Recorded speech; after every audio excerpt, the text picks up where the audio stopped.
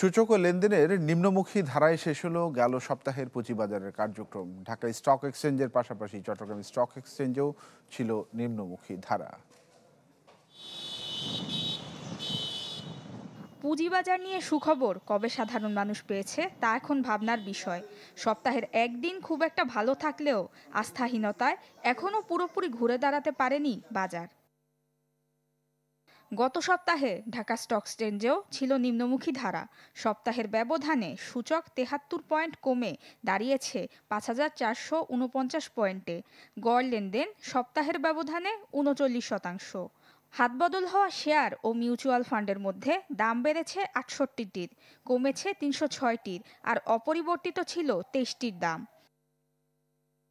ঢাকার মতো চট্টগ্রাম স্টক এক্সচেঞ্জেও ছিল নিম্নমুখী ধারা। সপ্তাহের ব্যবধানে প্রধান সূচক সিএএসপিআই ১ পয়েন্ট কমে অবস্থান করেছে ১৫,৫১৯ পয়েন্টে। পুরো সপ্তাহে গড় লেনদেন হয়েছে ৬৭০ কোটি টাকা।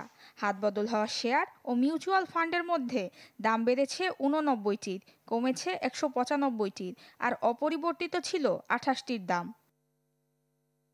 Desk report, channel 24।